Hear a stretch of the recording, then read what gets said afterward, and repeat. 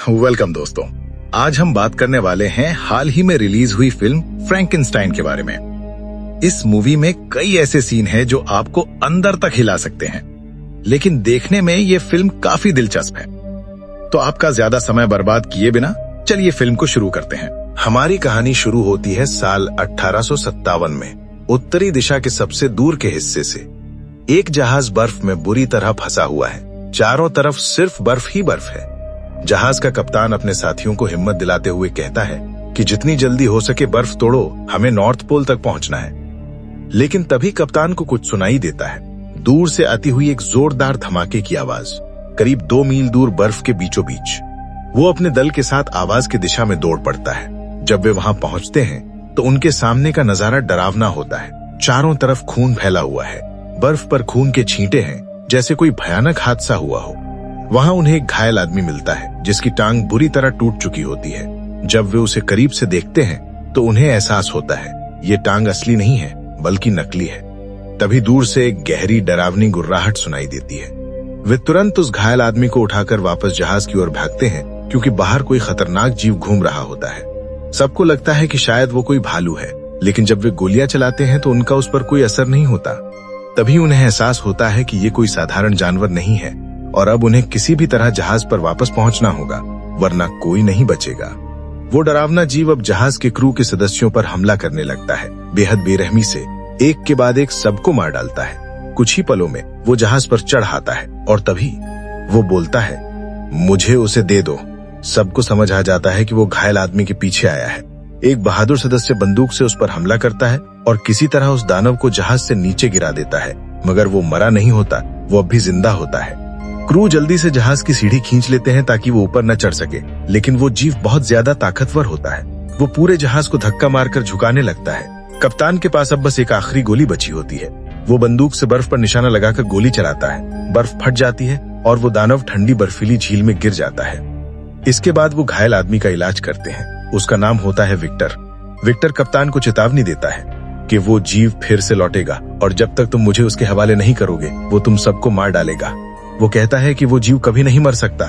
जब वो वापस आए तो मुझे बर्फ पर फेंक देना ताकि वो मुझे ले जा सके। कप्तान घबराकर पूछता है, आखिर वो जीव है क्या?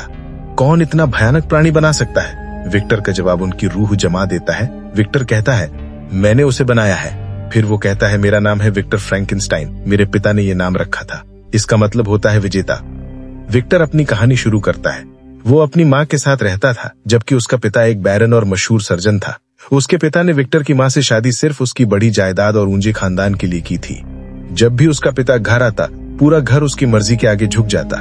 वो विक्टर की माँ को जबरदस्ती मांस खिलाता और कहता, तुम्हें प्रोटीन चाहिए क्योंकि तुम गर्भवती हो। हर दिन विक्टर अपने संरक्षित फरिश्ते की मूर्ति के सामने बैठकर प्रार्थना करता, जबकि उसके पीछे उसके माता पिता की चीखें गूंजती रहती। उसकी माँ रोती हुई उसे गले लगाती और टूट जाती थी। विक्टर का पिता दोनों से नफरत करता था, हालांकि वही उसे पढ़ाता भी था और विक्टर बहुत होशियार भी था। लेकिन जब भी विक्टर किसी सवाल का जवाब नहीं दे पाता तो उसका पिता उसके हाथों पर नहीं बल्कि सीधे चेहरे पर डंडा मारता, क्योंकि हाथ तो एक दिन सर्जरी के लिए काम आने वाले थे। एक दिन जब उसका पिता घर से बाहर था, उसकी माँ की तबीयत अचानक बहुत बिगड़ गई। गर्भावस्था में कुछ दिक्कत बढ़ गई थी। विक्टर ने घबराकर अपने पिता को बुलाया और उसके पिता ने अपनी ही पत्नी पर ऑपरेशन किया, लेकिन वो विक्टर की माँ को बचा नहीं सका, सिर्फ नवजात बच्चे को जिंदा रख पाया। माँ की मौत ने विक्टर को तोड़ दिया। उसके जीवन पर अंधेरा छा गया। उसका छोटा भाई विलियम विक्टर से बिल्कुल अलग माहौल में पला बढ़ा। विक्टर का पिता उसे खूब प्यार और दुलार देते, जो विक्टर को कभी नहीं मिला। ये देखकर विक्टर के दिल में जलन भर गई। साथ ही वो इस बात से भी परेशान था कि उसकी माँ की मौत दुनिया के सबसे मशहूर डॉक्टर यानी अपने ही पिता के हाथों हुई थी। एक दिन वो अपने पिता के सामने फट पड़ा, तुमने मेरी माँ को मरने दिया है ना? उसके पिता ने शांत स्वर में कहा, मैंने उसे बचाने की पूरी कोशिश की थी, लेकिन अभी तक कोई भी मौत पर विजय नहीं पा सका। विक्टर ने दृढ़ स्वर में जवाब दिया, तो फिर मैं मौत को जीतूंगा।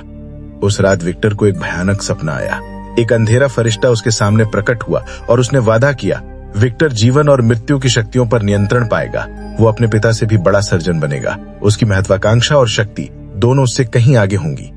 वापस वर्तमान में वो जीव बर्फ को तोड़कर बाहर निकल आता है। विक्टर अपनी कहानी जारी रखता है। 2 बगावतों और उसकी माँ के खेत में लगी आग ने उनके पूरे परिवार की दौलत खत्म कर दी।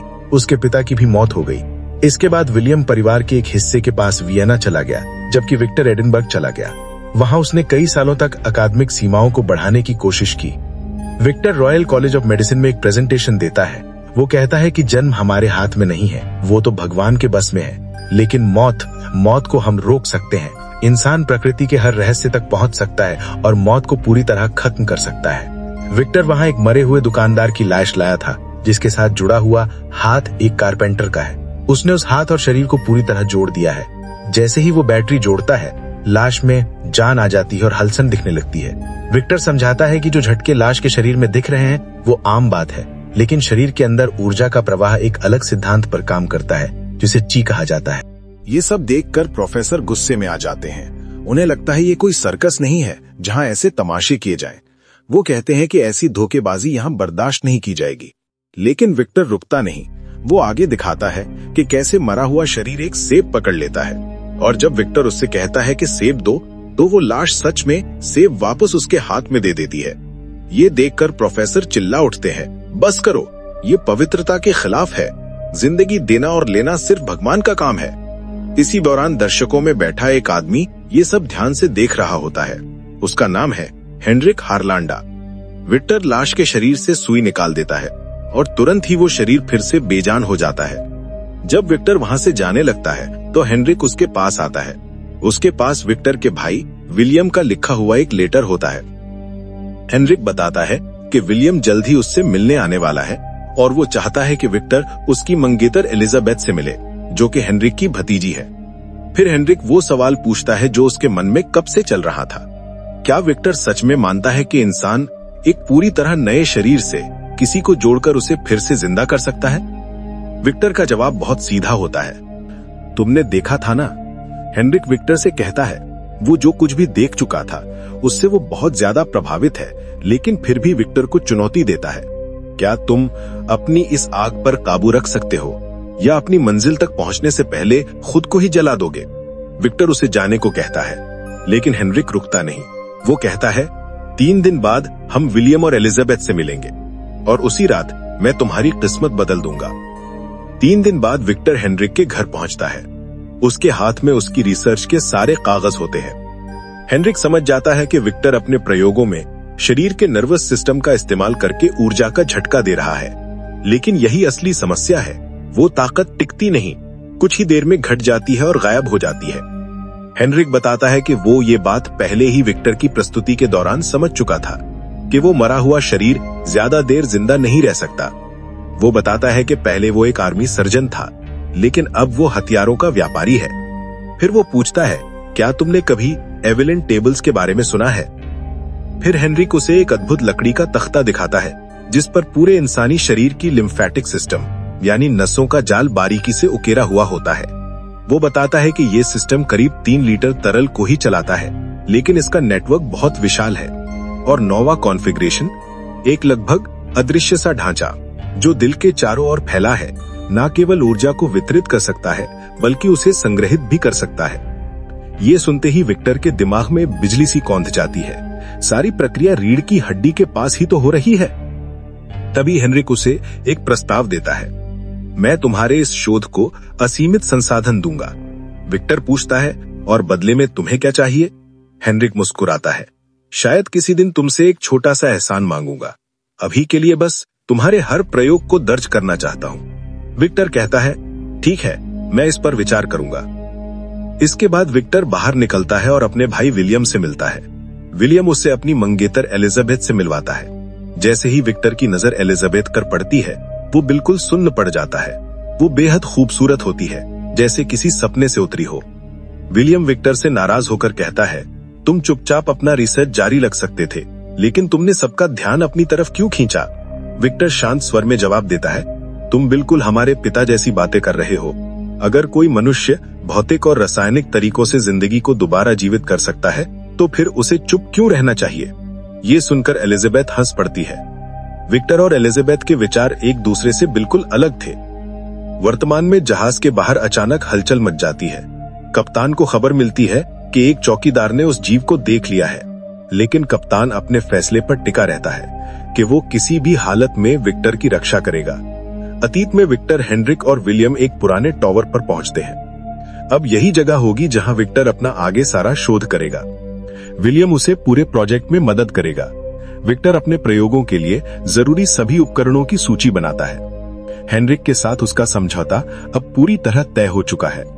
विक्टर एक फांसी पर चढ़ने वाले अपराधी को अपने प्रयोग के लिए चुनता है, लेकिन तभी बाजार में उसकी नजर एलिजाबेथ पर पड़ती है। एलिजाबेथ एक चर्च में कन्फेशन करने जाती है। विक्टर उसके पीछे पीछे चला जाता है, ये जानने के लिए कि वो आखिर क्या स्वीकार करने वाली है।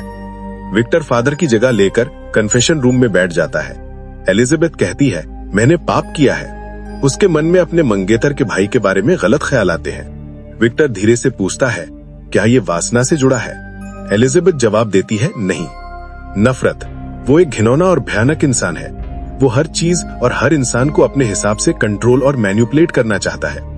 असल में एलिजाबेथ ने बाजार में ही विक्टर को देख लिया था। उसे पता था कि कन्फेशन बॉक्स के दूसरी तरफ वही है। बाद में दोनों साथ में डिनर करते हैं। विक्टर अंदाजा लगाता है कि एलिजाबेथ ने बाजार से रोमांटिक किताबें खरीदी होंगी, लेकिन असल में उसने कीड़ों पर आधारित वैज्ञानिक किताबें ली थी। वो विज्ञान में दिलचस्पी रखती थी और यही बात विक्टर को बहुत प्यारी लगती है। धीरे धीरे दोनों डांस करने लगते हैं। विक्टर के जीवन में पहली बार ऐसा होता है जब उसे मौत से ज्यादा जिंदगी में दिलचस्पी महसूस होती है। अब विक्टर विलियम को अकेला छोड़ने लगा था। वो कहता, अब मैं सिर्फ तुम पर भरोसा करता हूँ। इस बीच विक्टर अपना ज्यादातर समय एलिजाबेथ के साथ बिताने लगा था। दोनों ने मिलकर एक तितली भी पकड़ी। उधर विलियम ने लैब की पूरी तैयारी कर ली थी। हर मुश्किल काम वो खुद कर चुका था। अब विक्टर ने अपने प्रयोग शुरू कर दिए थे, लेकिन एक दिन हेनरिक अचानक आता है और अपने साथ चौंकाने वाली खबर लाता है। जंगें अब कम होने लगी थी और जंगों के साथ ही हेनरिक के पैसों का स्रोत भी खत्म होने लगा था। उसका सब्र अब खत्म होने के कगार पर था। वो विक्टर से कहता है कि अगले हफ्ते एक बड़ी लड़ाई होने वाली है, जिसके बाद कई लाशें किनारे पर बहकर आएंगी। विक्टर के पास अब सिर्फ एक हफ्ता था पूरे शरीर में करंट पहुंचाने का तरीका खोजने के लिए। कुछ दिन बाद एलिजाबेथ उससे मिलने आती है। वो विक्टर की रिसर्च देखती है। विक्टर पहली बार अपना दिल उसके सामने खोल देता है। मैं चाहता हूं तुम हमेशा मेरे साथ रहो। लेकिन एलिजाबेथ शांति से जवाब देती है, सिर्फ किसी चीज पर यकीन कर लेने से वो सच्चाई नहीं बन जाती। उसने पहले ही विक्टर के भाई विलियम को चुन लिया था। उसके जाने के बाद विक्टर टूट सा जाता है। वो लगभग हार मानने ही वाला होता है। तभी उसे एक नया विचार आता है। उस आइडिया की मदद से वो अपने टेस्ट सब्जेक्ट की लाश में बिजली का करंट छोड़ता है और वो शरीर जिंदा हो उठता है। विक्टर को आखिरकार वो रहस्य मिल गया जिसकी उसे तलाश थी। अब वो युद्ध के मैदान की ओर निकल पड़ता है, जहां हजारों मरे हुए सैनिकों की लाशें बिखरी थीं। उसे एक लंबे कद वाला शरीर चाहिए था जिससे काम करना आसान हो सके। वो कई लाशों के अलग अलग हिस्से काटकर एक नया शरीर तैयार करता है। हेनरिक हर चीज की तस्वीरें खींचता रहता है। विक्टर बैटरी को शरीर से जोड़ता है और सब कुछ तैयार हो जाता है। बाहर तेज तूफान चल रहा था। विक्टर जानता था कि अब वो उसी की बिजली से अपनी बैटरी चार्ज कर सकेगा। वो हेनरिक को बताने के लिए नीचे जाता है, लेकिन हेनरिक उससे दवा मांगता है। विक्टर ध्यान से देखता है। अब उसे समझ आता है कि हेनरिक को सिफिलिस है। हेनरिक मर रहा है और अब तक जितना भी पैसा उसने दिया था उसके बदले वो चाहता है कि विक्टर वो परफेक्ट शरीर उसी को दे दे। विक्टर ये सुनकर इनकार कर देता है, अभी नहीं। वो ऊपर जाकर टॉवर की छत पर चांदी की छड़ें लगाता है ताकि बिजली सीधे उन्हीं पर गिरे और उसकी मशीनों तक करंट पहुंचे। इस बीच हेनरिक उसे मनाने की कोशिश करता है, मैं तुम्हें सब कुछ दे दूंगा, यहां तक कि एलिजाबेथ भी। विक्टर गुस्से में कहता है, तेरी बीमारी तेरे पूरे शरीर में फैल चुकी है, तेरा शरीर अंदर से सड़ चुका है। विक्टर का जवाब साफ था, नहीं। हेनरी गुस्से में विक्टर की उपकरण को उठाकर उसे धमकाने लगता है। दोनों के बीच हाथापाई होती है और इस अफरा तफरी में हेनरिक टॉवर से नीचे गिर जाता है। विक्टर नीचे भागता है, लेकिन अब बहुत देर हो चुकी थी। हेनरिक मर चुका था। फिर विक्टर बिना वक्त गंवाए अपनी सारी मशीनें चालू कर देता है। जैसे ही बिजली दौड़ती है, टॉवर के ऊपर लगी छड़ से सीधे उस मृत शरीर तक पहुंचती है। जब बिजली टॉवर पर गिरती है तो उसका करंट सीधा बैटरी में जाता है। वो ऊर्जा फिर पूरे शरीर में दौड़ती है, लेकिन दिल अब भी धड़क नहीं रहा होता। विक्टर सोचता है कि वो नाकाम हो गया है। वो गुस्से में अपने गार्जियन एंजल को कोसता है जिसने उसे ये रास्ता दिखाया था। लेकिन उसी रात वो फिर से उसी काले फरिश्ते का दर्शन करता है और जब विक्टर आंखें खोलता है, वो देखता है वो प्राणी उसके सामने जिंदा खड़ा है। विक्टर अपनी आंखों पर यकीन नहीं कर पाता। वो इशारों में उस प्राणी से बात करता है, उसे सूरज की रोशनी के बारे में बताता है। विक्टर धीरे धीरे उसकी पट्टियां हटाता है और कहता है, मेरा नाम विक्टर है। वो प्राणी भी उसे दोहराता है, विक्टर। अब उसका दिल धड़कने लगा है। इधर एलिजाबेथ अपने मंगेतर विलियम से पूछती है कि हमारे अंकल कहाँ हैं। वो कहती है कि हमें जाकर देखना चाहिए। इधर विक्टर उस प्राणी को जंजीरों में बांध देता है।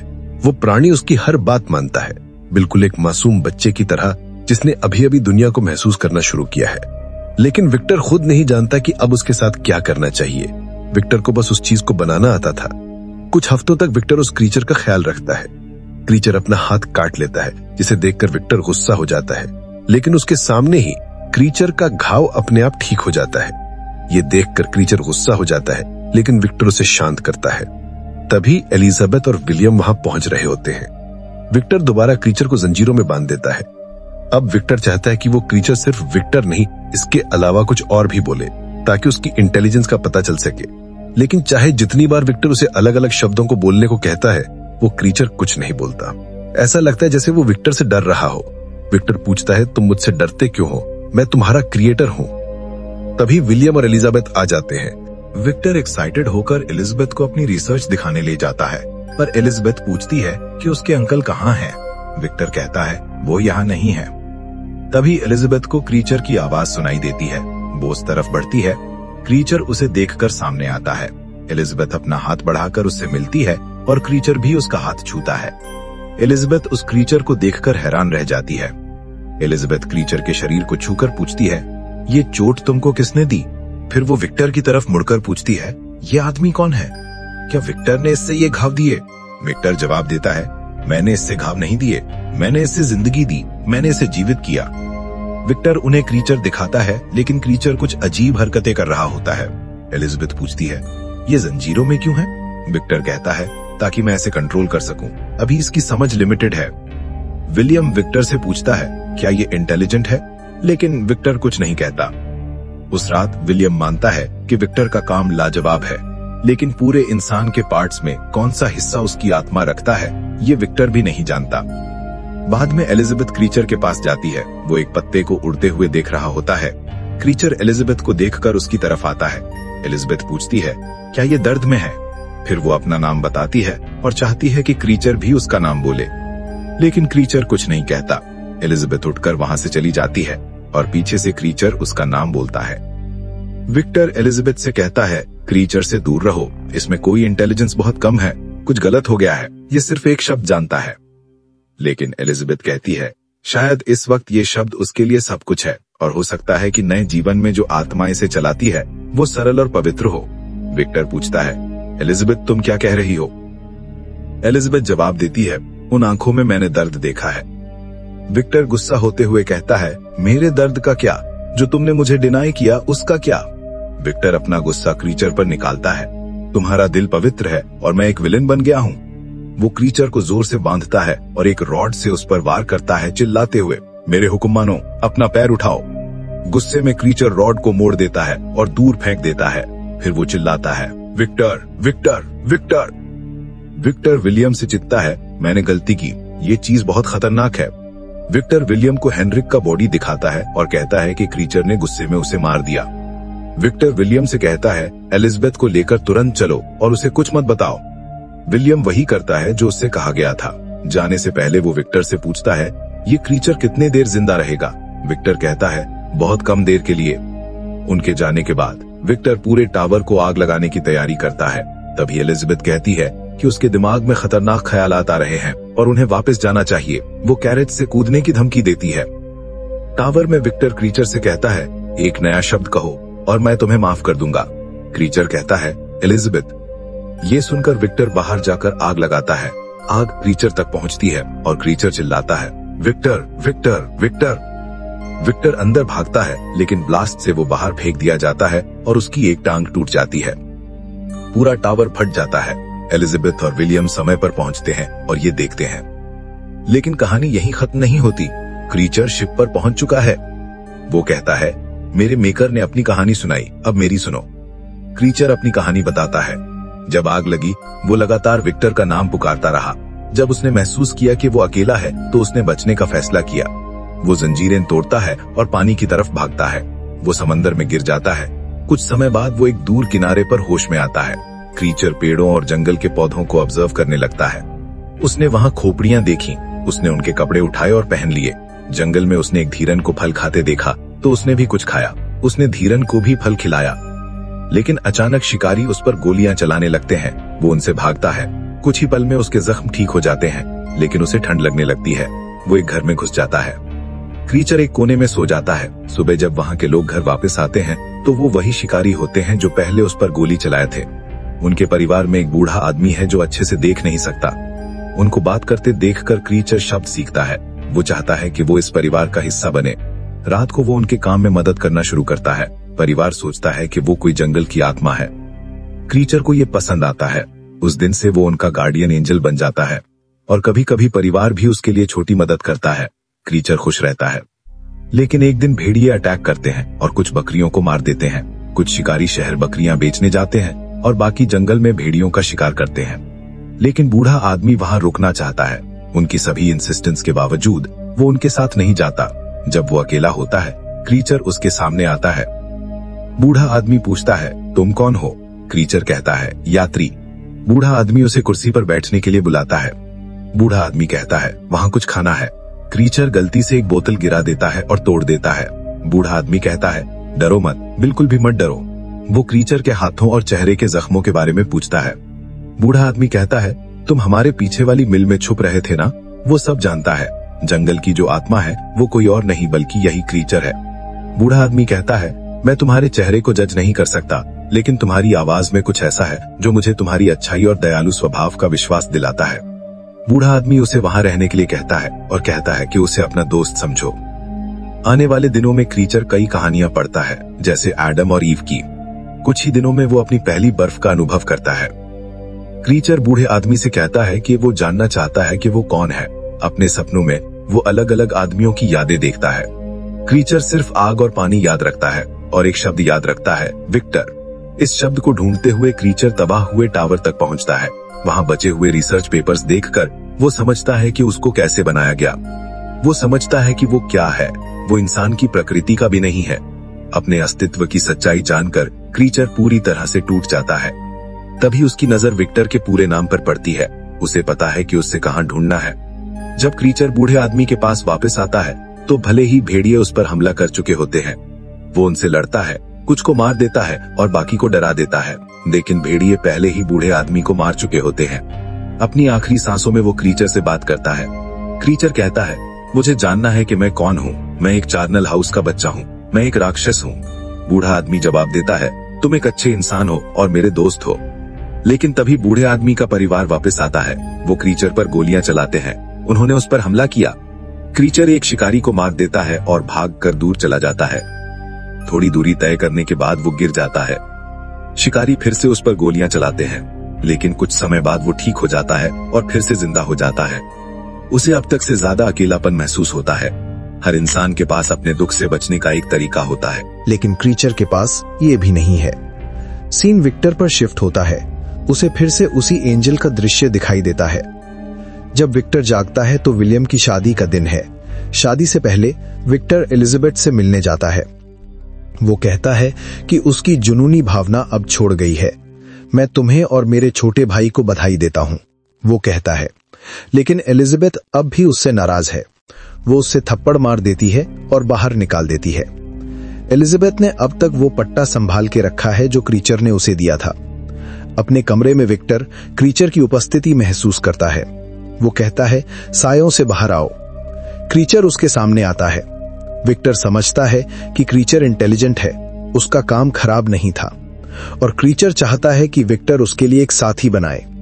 लेकिन विक्टर सीधा मना कर देता है, मैं दूसरे राक्षस को नहीं बनाऊंगा, मैं फिर से वही गलती नहीं दोहराऊंगा। क्रीचर कहता है कि वो मर नहीं सकता और अकेला रहना उसके लिए असहनीय है। जब विक्टर उसे कुछ कहता है, क्रीचर जवाब देता है, तुमने मुझे इंसान बनाया, सोचो, मैं महसूस करता हूं। क्रीचर सिर्फ अपने जैसे किसी के लिए कह रहा है। लेकिन विक्टर कहता है, अगर तुम दो हो गए तो तुम फिर से पैदा करोगे। मौत से मौत, मौत से मौत, शैतानी नस्ल धरती पर फैल जाएगी।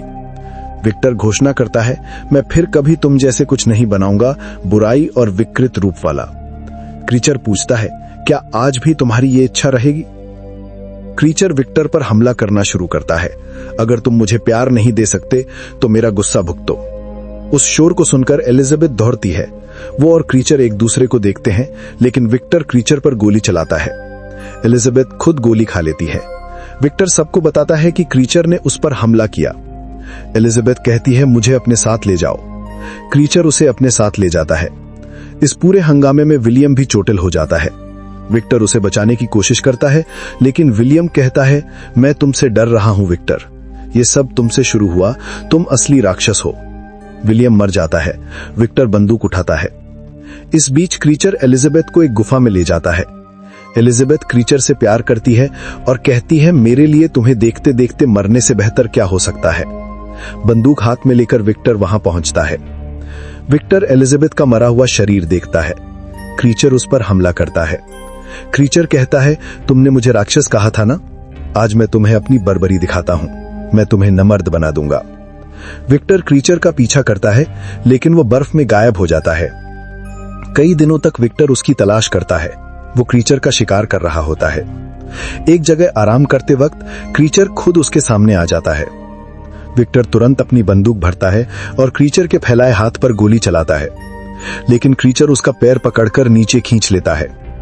क्रीचर कहता है, तुम सिर्फ तब सुनते हो जब मैं तुम्हें चोट पहुंचाता हूं। विक्टर के पास डायनामाइट है क्रीचर को मारने के लिए। क्रीचर कहता है, इसे जलाओ और भागो। क्रीचर अपने हाथ में डायनामाइट फोड़ देता है, लेकिन फिर भी वो मर नहीं पाता। वो फिर से अपनी चोट से ठीक हो जाता है। एक बार फिर से विक्टर की दया की उम्मीद टूट जाती है और उसके पास सिर्फ एक ही रास्ता बचता है। तब शिप का क्रू विक्टर को बचा लेता है। अब दोनों शिप पर हैं। क्रीचर विक्टर से कहता है, मैं खून बहाऊंगा, दर्द सहूंगा, लेकिन ये कभी खत्म नहीं होगा। विक्टर क्रीचर का हाथ पकड़कर माफी मांगता है। उसे एहसास होता है कि उसने कुछ भयंकर गलत किया है। क्रीचर समझ जाता है कि उसका क्रिएटर मर रहा है। वो कहता है, जो लहर मुझे यहां लाई अब तुम्हें ले जा रही है, मुझे अकेला छोड़कर। विक्टर उसे कहता है, मेरे बेटा मुझे माफ कर दो। वो कहता है, अगर तुम्हारे दिल में हो तो खुद को माफ करके जीवन पाओ। अगर मौत ना हो तो सोचो बेटा, जीने का क्या रास्ता है। विक्टर सिर्फ इतना चाहता है कि क्रीचर उसका नाम एक बार फिर से कहे, जो एक समय में उसकी पूरी दुनिया थी। क्रीचर कहता है, विक्टर मैं तुम्हें माफ करता हूं, और विक्टर मर जाता है। क्रीचर कहता है, आराम करो पिताजी, शायद अब हम दोनों इंसान बन सकते हैं। क्रीचर चुपचाप शिप से नीचे उतरता है। वो शिप को धक्का देता है और बर्फ से आजाद कर देता है, जिससे ये लोग अपनी यात्रा पूरी कर सकेंगे। और दोस्तों, इसी के साथ ये कहानी समाप्त होती है। हमें कमेंट्स में बताओ कि आपको ये एक्सप्लेनेशन कैसा लगा। वीडियो को लाइक और चैनल को सब्सक्राइब करना ना भूलें। अगले वीडियो में मिलते हैं।